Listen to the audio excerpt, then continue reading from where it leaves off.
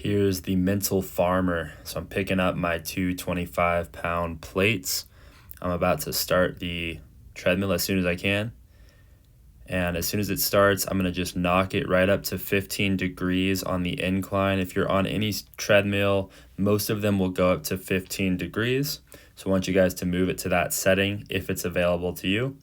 And then I'm going to put it right on speed 3 here. So I find that speed 3 at this incline is a pretty comfortable pace for me. And I'm just going to try to settle into this pace, start breathing and focusing in. I'm going to speed the video up for us so you don't have to watch me walk for 20 minutes straight. So you can pick whatever speed is comfortable for you guys. I'm about 5'9", and I find that speed 3 at this incline is really a good pace for me. It's not too slow, but it doesn't seem overly fast to where I'm like overstriding. The goal is to carry weight for a mile. So that is an extreme distance. I have 25-pound plate in each of my hands here. So that's 50 total pounds loaded on my body. So although independently, it may not feel heavy for a few minutes if you're just holding a 25-pound plate. When you're holding these for 20 minutes, like this took me, it gets extremely hard. It gets even mental. And that's where I came up with the name when I was pushing up this treadmill. I was like, this is freaking mental, man. And, farmers carry, so thus the name. But just like anything, guys, start with a weight that feels like you could do this. It's going to be a proper challenge no matter what. I think most men, you could comfortably start with a 10-pound plate in each hand. Most women as well. And most gyms are going to have those available to us. I like the plates because they stay really close to the body.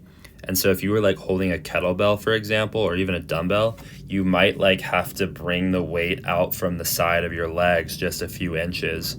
And so what that does over time is it really like activates the upper trapezius to a degree that may start to really cause a little bit of shoulder discomfort at least, or potentially shoulder pain over the long run. So with this nice flat plate on each side, you can just let the weight hang on your frame and let the shoulders really relax.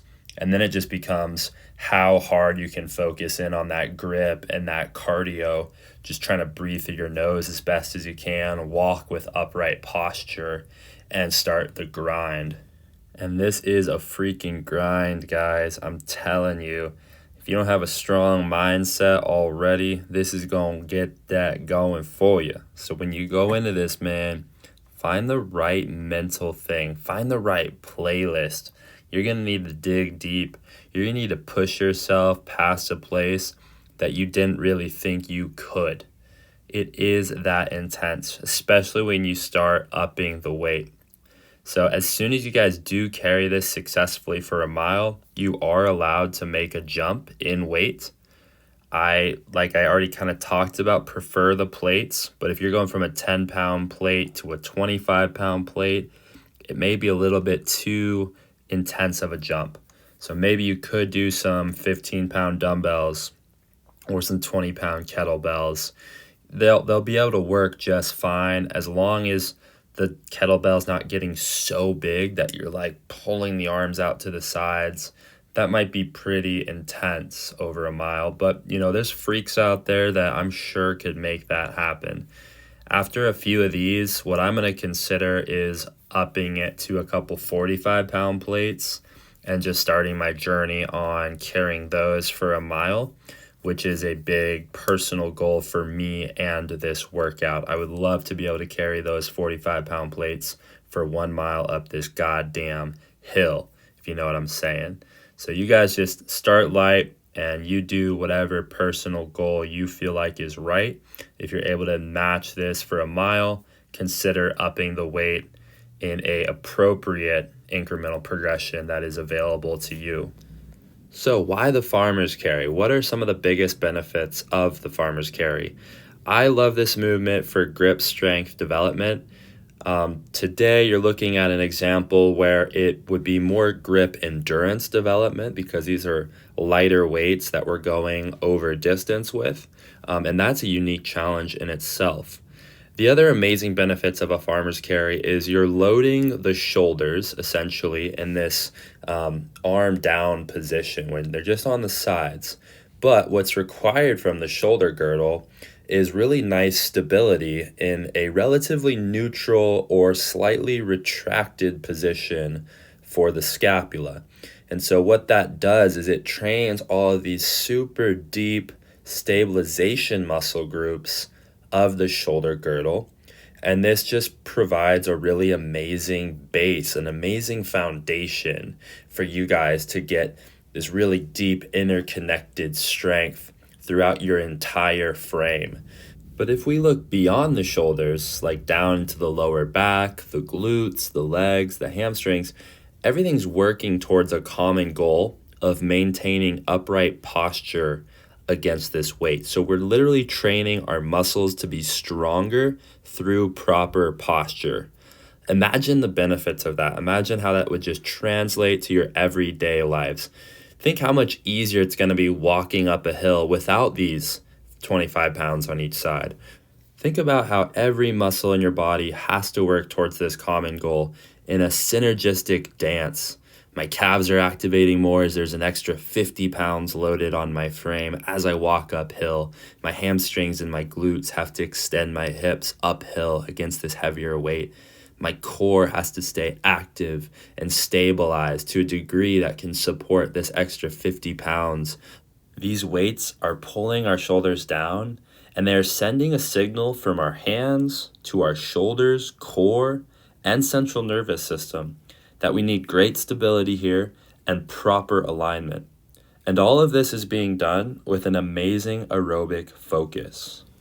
This is really an all-in-one exercise, complete integration. It's a very primal movement pattern. It doesn't have to be segregated. It doesn't have to be separated.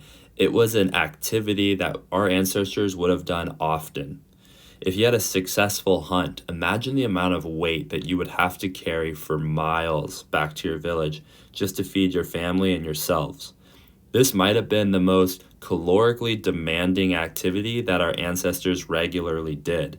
So the amounts of loads that were placed on your body for distance could be the most influential physical activity that would have shaped our athletic bodies, our posture, our long legs, our frame, our ability to carry and develop an amazing aerobic base. Yes, we were runners, but we also had to do this.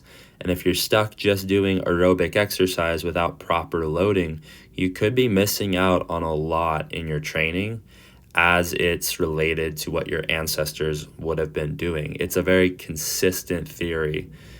We would have been carrying stones to build villages over distance. We would have been carrying water, hunting, agriculture, all these things that have essentially been lost in our modern day society. And now we have the convenience of just walking up a treadmill in an air-conditioned gym. So if we really put it into that context, it's not a very hard activity. And for that reason, I believe everybody should start doing this. A lot of people tend to focus on movements like a bench press. How many people do a bench press in a gym? It might be the most common exercise, but it may be the least functional exercise. I believe doing push-ups are great. I load my push-ups, as you guys have seen in Holistic Shoulders. We even go to deficit to express a full range of motion. But how much is enough? You know what I mean? Like, do we really need to be spending our time getting to a 500-pound bench press? Is that really going to serve us in an environment like where we are forced to run, jump, swim? You know, if your goal is to bench press, I support that 100%, and I mean that. But I just want you guys to understand what you want to get out of your bodies and what you're actually training for. I know that my philosophy is to be as fit as I can, and so that I can take on any situation that comes up. And sometimes it comes to a really simplistic philosophy of what were my ancestors doing to survive. I hope this inspires you guys for more of the carrying series. You guys are going to see at least 4, maybe 6 of these workouts that we'll cycle through.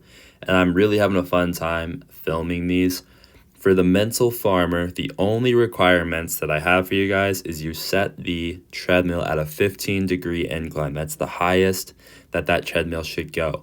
Start with light weights. Maybe a 10-pound weight in each hand would be an appropriate place to start for most men and even women. You could start lighter than that if you feel like you need to.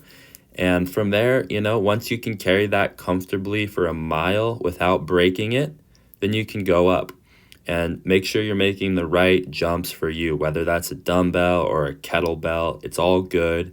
Just track your progress and put your mind down to do the work. This is a tough exercise, and I know you guys are all going to just do great because it's in your DNA.